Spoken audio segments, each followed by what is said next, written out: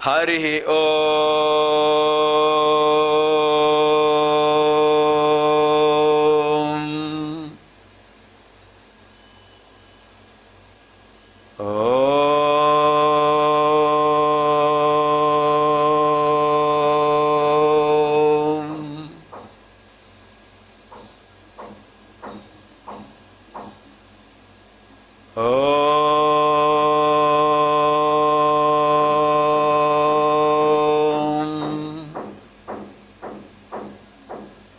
गणानां त्वा गणपतिगुं हवामहे कविं कवीनामुपमश्रवस्तमं ज्येष्ठराजं ब्रह्मणां ब्रह्मणस्पत आनशृण्वन्नो दिवे सेदसादनं प्रणो देवी सरस्वती वाजेभिर्वाजिनीवती धीनामवित्र्यवतु गणेशाय नमः सरस्वत्यै नमः శ్రీ గురుభ్యో నమః. హరి ఓం. ఓం ప్రసార మాధ్యమ ద్వారా ప్రసారీభూత భారతీయ సంస్కృతి కార్యక్రమస్య అంతర్భాగే ఋగ్వేద అధ్యయన కార్యక్రమः ఏతద్భానువాసరే సాయంకాల సమయే పంచమవాదనాత్ ప్రభృతి సార్ధ పంచమవాదన పర్యంతం పునరారంభం కరవామహై. ఈ భానువారం, ఈ ఆదివారం సాయంకాలం 5 గంటల నుంచి 5:30 గంటల సమయం వరకు కూడా భారతీయ సంస్కృతిలో అంతర్భాగమైన ఋగ్వేద అధ్యయన కార్యక్రమాన్ని పునఃప్రారంభం చేసుకుందాం, కొనసాగిద్దాం. ప్రథమతః వేదమాతృస్తవం బ్రహ్మనాదస్తవం చ కరవామహై. ముందుగా వేదమాత యొక్క స్తోత్రాన్ని, ఓంకార నాద స్తోత్రాన్ని, అంటే బ్రహ్మనాదం ప్రణవనాదం, దాని అటువంటి ఆ ఓంకార స్తవాన్ని కూడా చేసిన తర్వాత మనం వేదవ్యాస భగవానుల వారిని ఒకసారి స్మరించి కార్యక్రమంలోకి వెళదాం.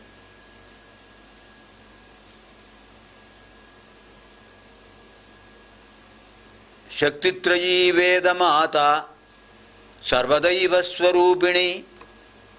శక్తిత్రయీ వేదమాత సర్వదైవ స్వరూపిణి సత్యధర్మస్వరూపా చ పాతు నః సర్వదా శుభా. శక్తి సత్యధర్మస్వరూపా చ పాతు నః సర్వదా శుభా. ఓంకారం బిందు సంయుక్తం నిత్యం ధ్యాయంతి యోగినః కామదం మోక్షదం చైవ ఓంకారాయ నమో నమః. అచతుర్వదనో బ్రహ్మా ద్విబాహురపరో హరిః. అచతుర్వదనో బ్రహ్మా ద్విబాహురపరో హరిః. అఫాలలోచన శంభుః భగవాన్ బాదరాయణః. చతుర్ముఖాలు లేకపోయినా బ్రహ్మతో సమానుడు, చతుర్భుజాలు లేకపోయినా విష్ణువుతో సమానుడు, నేత్రత్రయం లేకపోయినా శివుడితో సమానుడు. అటువంటి భగవాన్ బాదరాయణుల వారికి నమస్కారం చేస్తూ మనం పవమాన సూక్తంలో విశేషాలు మరోసారి తెలుసుకుందాం.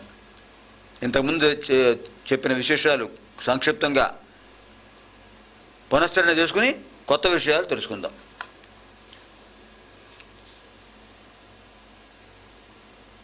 దిక్పాలులందరి యొక్క బ్రహ్మదేవుడి యొక్క అనుగ్రహంతో పవనపుత్రుడు అనంతమైన శక్తిని పొందాడు.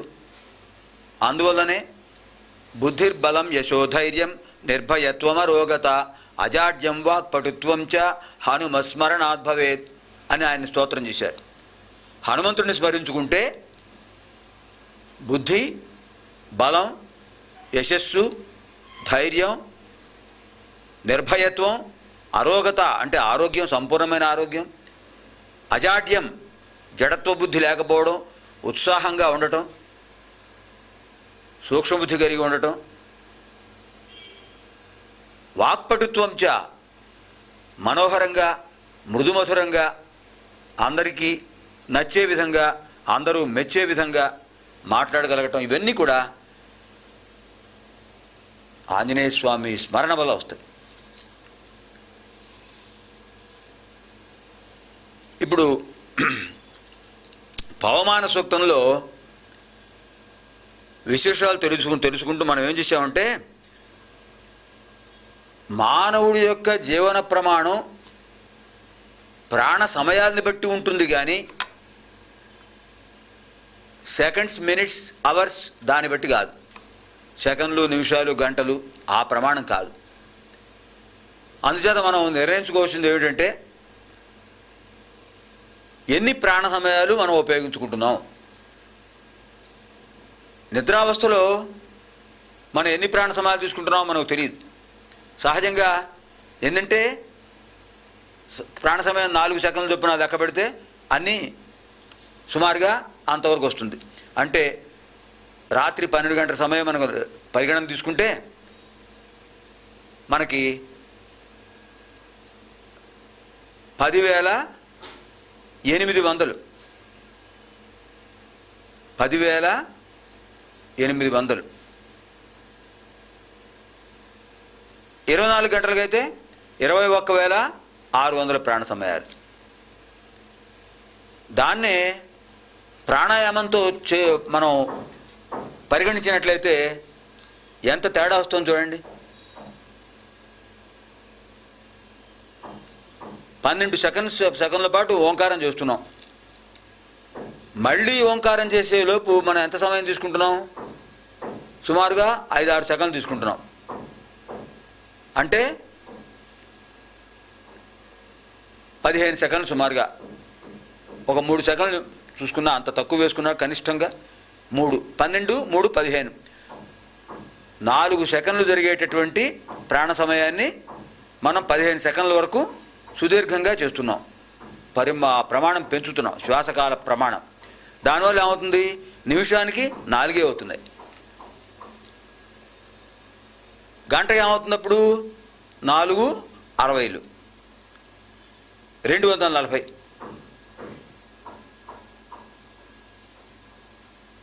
ఆ రకంగా మనం గమనించినట్లయితే మనకు జీవన ప్రమాణం ఎంత పెరుగుతుందో ఆలోచించండి. మహర్షులు యోగాభ్యాసంతో వాళ్ళ యొక్క జీవన ప్రమాణాన్ని పెంచుకోవడానికి ఇదే మార్గం. భగవాన్ పతంజలి మహర్షి యోగ సూత్రాల్లో చెప్పింది ఇదే. ప్రాణాయామం చేసేవాడు సుదీర్ఘకాలం ఆయురారోగ్యాలతో జీవించగలడు. కారణం ఏంటంటే ప్రాణాయామం వల్ల ఏకాగ్రత సిద్ధిస్తుంది, మానసిక శారీరక ఆరోగ్యం చక్కగా ఉంటుంది, సంకల్పించిన పనిని సాధించగలడు. ఇన్ని ప్రయోజనాలు ఉన్నాయండి. జీవన ప్రమాణం పెరుగుతుంది.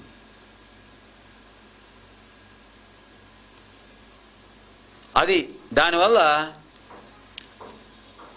భగవంతుడిచ్చినటువంటి శ్వాసకాలాలని సద్వినియోగం చేసుకుంటాం.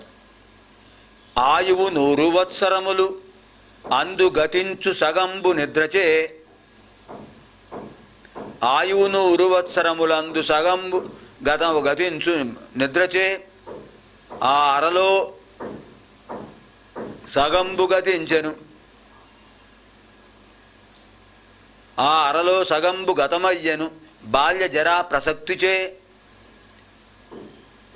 సంస్కృతంలో భర్తృహరి మహాకవి రాసిన శ్లోకాన్ని తెలుగులో ఏనుగు లక్ష్మణ కవి అనే మహానుభావుడు తెలుగులో ఆంధ్రీకరించాడు.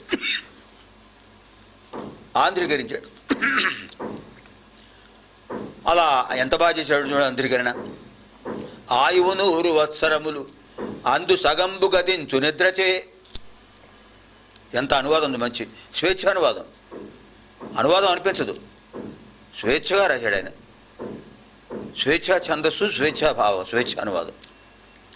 ఆయువు 100 వత్సరములు అందు సగంబు గతించు నిద్రచే. ఆ అరలో సగంబు గతమయ్యను బాల్య జర ప్రసక్తిచే. పాయక తక్కినట్టి సగబాలు గతించు ప్రయాస వృత్తిచే. ఆయువు చంచలం బగుట ప్రాణులకెట్లు శుభంబు చేకూరున్.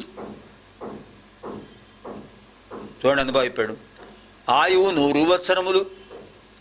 కలియుగానికి వచ్చినప్పుడు ఆయువు 100 సంవత్సరాలు సగటు ఆయుర్దాయం. పోనీ 100 సంవత్సరాలు వేసుకున్నా.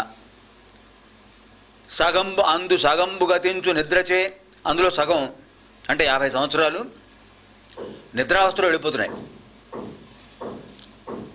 నిద్రావస్థలో సగం వెళ్ళిపోయిందండి, అంటే 50 సంవత్సరాలు గడిచిపోయాయి. ఇంకా ఎన్ని ఉన్నాయండి? 50 సంవత్సరాలు. ఆ అరలో సగంబు గతమయ్యను బాల్య జరా ప్రసక్తిచే, ఆ 50లో సగం గడిచిపోయింది. దేనికి? బాల్యావస్థకి, వృద్ధావస్థకి. బాల్యావస్థలో శిశువు ఇతరులపై ఆధారపడే ఉంటాడు, తల్లిదండ్రులపై ఆధారపడే ఉంటాడు. వృద్ధావస్థలో వృద్ధుడు ఇతరులపై ఆధారపడి ఉంటాడు, కొడుకులపై ఆధారపడి ఉంటాడు. ఈ విధంగా బాల్య దశకి వృద్ధాప్య దశకి మిగతా సగం పోయింది. అంటే 50లో 25 పోయి, 20 సంవత్సరాలు పోయి, 25 సంవత్సరాలు పోతే ఇంకా ఏమున్నాయండి? 25 సంవత్సరాలు ఉంది. 100 సంవత్సరాలు 50 సంవత్సరాలు నిద్రపోతే ఆ 50లో సగం 25 బాల్యావస్థకి వృద్ధావస్థకి పోతే మిగిలిన 25 సంవత్సరాలు మనకి శేష జీవితం. ఆ దాంట్లో కూడా ఏమైంది? పాయక తక్కినట్టి సగపాలు గతించు ప్రయాస వృత్తిచే, పాయక తక్కినట్టి సగపాలు గతించే ప్రయాస వృత్తిచే. జీవన సమరం, జీవన భృతి, ఉద్యోగాన్వేషణ, ఏదో పని చేయాలి, ఈ తాపత్రయానికి దీనికి మిగతా సగం పోయింది. అంటే ఇంకా పోయింది. మీ 25లో 20 సంవత్సరాల్లో 12 సంవత్సరాలు పోయిందండి. ఇంకా మిగిలింది 12.5 సంవత్సరాలు మాత్రమే.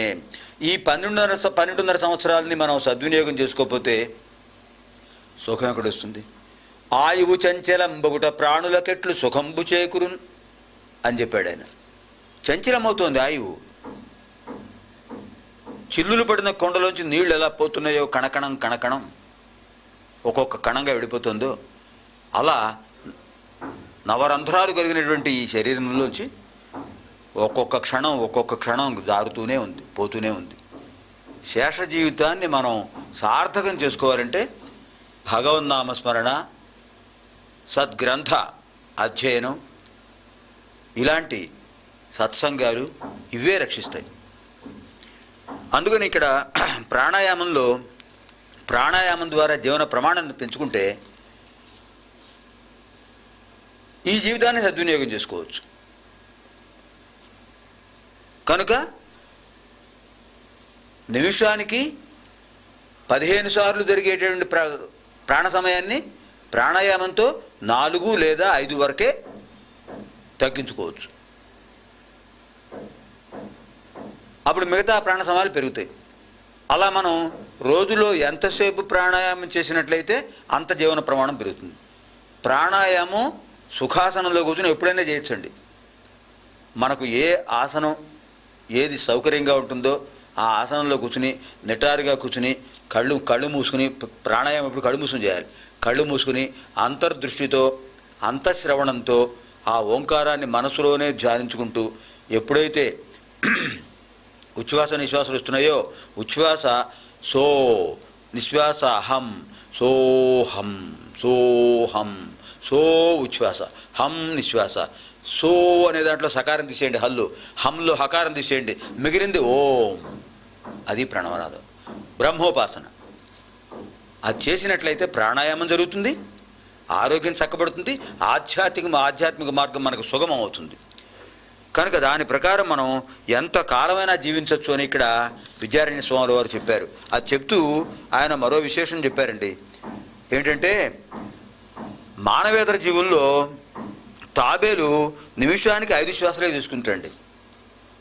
తాబేలు అంటే సహజంగా వాటికి ప్రాణాయామం ఎక్కడ వస్తుందండి? సహజంగా వాటి యొక్క ప్రాణ సమయాలు అలా ఉంటాయట. భగవత్ సృష్టిలో ఉండే విచిత్రం అది. తాబేలు నిమిషానికి 5 శ్వాసలే తీసుకుంటుంది. దానివల్ల దాని జీవన పరిమితి 150 సంవత్సరాలట. గుర్రం నిమిషానికి 8 శ్వాసలు తీసుకుంటుంది, అది 120 సంవత్సరాలు జీవిస్తుంది. ఏనుగు నిమిషానికి 12 శ్వాసలు మాత్రమే తీసుకుంటుంది, 110 సంవత్సరాలు జీవిస్తుంది. మనిషి నిమిషానికి 15 శ్వాసలు తీసుకుంటాడు, దాని ప్రకారం 100 సంవత్సరాలు జీవిస్తాడు. అదే మనం ఇప్పుడు అనుకున్న ప్రాణాయామ పద్ధతిలో నిమిషానికి 5 శ్వాసలు తీసుకున్నాడు అనుకోండి, లేదా 4 శ్వాసలే తీసుకున్నాడు అనుకోండి, అప్పుడు ఏమవుతుంది? పెరుగుతుంది జీవన ప్రమాణం. ఆ నిష్పత్తిలో చూడండి. అంటే రోజంతా ప్రాణాయామం చేస్తూ ఉండలేం కనుక అవకాశం ఉన్నప్పుడుదా ప్రాణాయామం చేయొచ్చు. ప్రాతఃసంధ్యావందన సమయంలో ప్రాణాయామంతో చేయండి. పూజా కార్యక్రమం ప్రాణాయామంతో చేయండి. ఓం భూః ఓం భువః ఓం స్వః ఓం మహః ఓం జనః ఓం తపః ఓం సోం ఓం సత్యం ఇది ప్రాణాయామ్య అని అక్కడే చెప్తున్నారు కదండి పూజా కార్యక్రమంలో. అని ప్రాణాయామం చేయండి, ప్రాణాయామంతో చేయండి పూజా ప్రక్రియ అని స్పష్టంగా చెప్తుంటే అంతకంటే ఏముంది? వేదమే చెప్పింది. యజుర్వేదంలో మంత్రం కదా అది. అంతేగాని ఏదో పురోహితుడు ఓం భూర్భువ స్వః ముక్కు పట్టుకోండి అంటే ముక్కు పట్టుకుంటే ఏమిటండి వచ్చేది? ఏమీ రాదు. జలుబు చేస్తే మరి ఏదైనా వస్తుంది. అది కాదు ముక్కు పట్టుకోవడం అంటే. ప్రాణాయామం చేయడం అని అర్థం. కుడి బొటన వేలుతో ఎడమ నాసికా రంధ్రాన్ని మూసి ఇళా నాడి ద్వారా ఇళా పింగళ ఎడమ నాసికా రంధ్రంలోంచి శ్వాస ప్రక్రియ జరిగితే అది ఇళా నాడి, కుడి నాసికా రంధ్రంలోంచి శ్వాస ప్రక్రియ జరిగితే అది పింగళా నాడి, రెండిట్లోంచి సమానంగా జరిగితే అది సుషుమ్నా నాడి. ఇది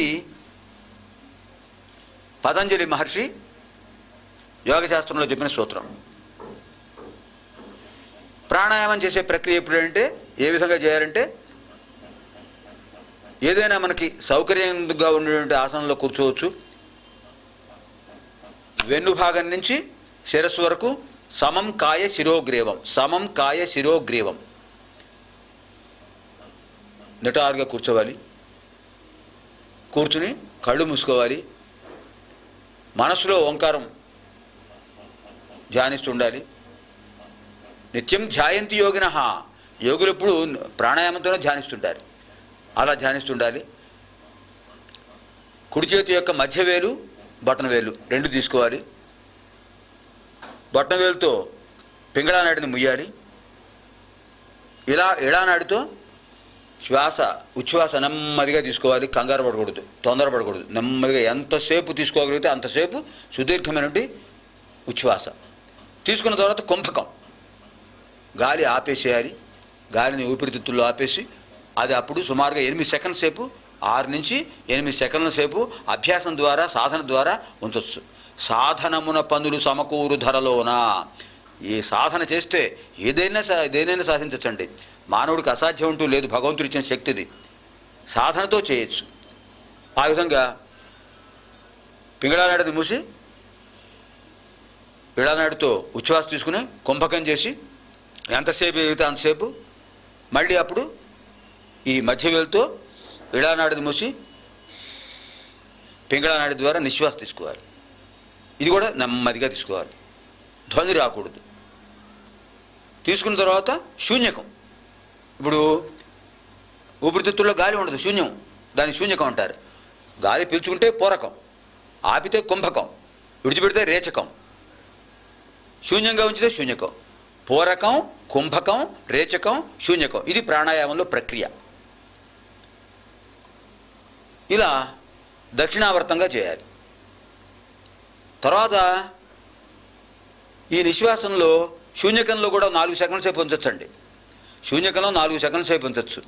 ఇలా ప్రాణ సమయాన్ని మనం ఎంతవరకు దాన్ని పొడిగించాము చూడండి.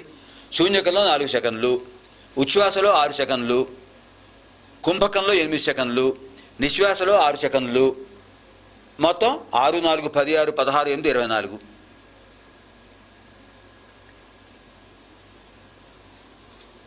ఈ 24 ఇంకాస్త అభ్యాసం చేస్తే 30 సెకండ్ల వరకు తీసుకోవచ్చు. అంటే నిమిషానికి 2 సెకండ్లే. చూడండి ఎంత సాధన చేయొచ్చో చూడండి. ప్రాణాయామ ప్రక్రియను 20 సెకండ్ల వరకు సునాయాసంగా చేయొచ్చు. ఆ 20 సెకండ్ల సేపు చేసే ప్రాణాయామ ప్రక్రియను సాధనతో 30 సెకండ్ల వరకు పొడిగించవచ్చు. అలా పొడిగించడం వల్ల ప్రాణ సమయాలు పెరుగుతాయి, జీవన ప్రమాణం పెరుగుతుంది. ఇది యోగాభ్యాసంలో ప్రాణాయామ ప్రక్రియ యొక్క విశిష్టత. దీన్ని ఇక్కడ విద్యారణ్య స్వాముల వారు మనకి ఈ పవమాన సూక్తంలో చెప్పారు. దీన్ని ఆచరణలో పెట్టారు. ఏదైనా కూడా మంచి విషయం మనం విన్నప్పుడు దాన్ని ఆచరణలో పెట్టడానికి ప్రయత్నం చేస్తే కృతకృత్యులం అవుతాం, జన్మ సార్థకం అవుతుంది. లేదా విని వదిలేస్తే ఉపయోగమే ఉండదు. అది చెప్పిన వాడి దగ్గరే ఉంటుంది, లేదా పుస్తకాల్లో ఉంటుంది. పుస్తకంలో చదివిన విషయమైనా గురువుల దగ్గర నేర్చుకున్న విషయమైనా మనం ఆచరణలో పెడితే అది మనదవుతుంది, లేకపోతే వాడదే అవుతుంది. కనుక ఇటువంటి సత్కార్యక్రమంలో సత్సంగంలో చెప్పినటువంటి ప్రాణాయామ ప్రక్రియను అందరూ సాధ్యమైనంత అవకాశం ఉన్నంత వరకు సాధన చేసి దీన్ని ప్రాణాయామ ప్రక్రియను ఆచరణలో పెడితే మంచిది. ఇందాక చెప్పాం, తాబేలు నిమిషానికి 5 శ్వాసలతో 150 సంవత్సరాలు జీవిస్తుంది. గుర్రం నిమిషానికి 8 శ్వాసలతో 120 సంవత్సరాలు జీవిస్తుంది, 120 సంవత్సరాలు. ఏనుగు నిమిషానికి 12 శ్వాసలతో 110 సంవత్సరాలు జీవిస్తుంది. మనిషి నిమిషానికి 15 శ్వాసల సమయాలతో 100 సంవత్సరాలు జీవిస్తున్నాడు. మేక నిమిషానికి 24 శ్వాసలతో 16 సంవత్సరాలు జీవిస్తుంది. శునకం అంటే కుక్క నిమిషానికి 29 శ్వాసలతో 14 సంవత్సరాలు మాత్రమే జీవిస్తుంది. కోతి నిమిషానికి 32 శ్వాసలతో 11 సంవత్సరాలు మాత్రమే జీవిస్తుంది. పావురం నిమిషానికి 36 శ్వాసలతో 8 సంవత్సరాలు జీవిస్తుంది. కుందేలు నిమిషానికి 38 శ్వాసలతో 8 సంవత్సరాలు జీవిస్తుంది. ఇది శాస్త్రజ్ఞులు చెప్పినటువంటి, పరిశోధన చేసి చెప్పినటువంటి ప్రాణాయామ ప్రక్రియ వివిధ మానవేతర జీవుల మధ్య ఉన్నటువంటి ప్రాణాయామ ప్రక్రియలో ఉన్న వ్యత్యాసం. దీని ప్రకారం మనం జాగ్రత్తగా అధ్యయనం చేసి యోగాభ్యాసంతో మనస్సులో ఓంకారం చేసుకుంటూ ప్రాణాయామ ప్రక్రియ చేస్తూ జీవన ప్రమాణాన్ని పెంచుకుంటే జీవితాన్ని సార్థకం చేసుకోవచ్చు. అనేక విషయాలు మనం తెలుసుకుని ఇతరులకు చెప్పచ్చు. ఈ విధంగా మనకి పవమాన సూక్తం దీంట్లో ఈ పూర్తయిపోయింది 5వ మండలంలో. ఈ పవమాన సూక్తంతో వామదేవుడు దర్శించినటువంటి ఈ మంత్రాలు పూర్తయ్యాయి. మనకిప్పుడు ఋగ్వేదంలో 5వ మండలం పూర్తయిపోయింది. ఇంకా 6వ మండలంలో మనం ప్రవేశించాలి. ఈ 6వ మండలంలో మనకి మళ్ళీ ఆగ్నేయ సూక్తం ప్రారంభమవుతుంది. ఆగ్నేయ సూక్తం ప్రారంభించే ముందు 6వ మండలం ఒక్కసారిగా మనం ఒక నిమిషం సేపు సంస్కృత భాష విశేషాలు తెలుసుకుందామండి.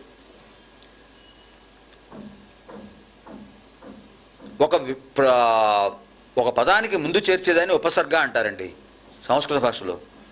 ఉపసర్గ చేరినప్పుడు పదానికి అర్థం మారుతుంటుంది. అది పాణిని మహర్షి, అంటే వ్యాకరణ శాస్త్రం రాసిన మహర్షి పాణిని మహర్షి. ఆయన క్రీస్తు పూర్వం 5వ శతాబ్దం వాడు. క్రీస్తు పూర్వం ఆయన ఏం చెప్పాడంటే, ఉపసర్గేణ ధాత్వర్థో బలాదన్యత్ర నీయతే ప్రహారాహార సంహార విహార పరిహారవతు.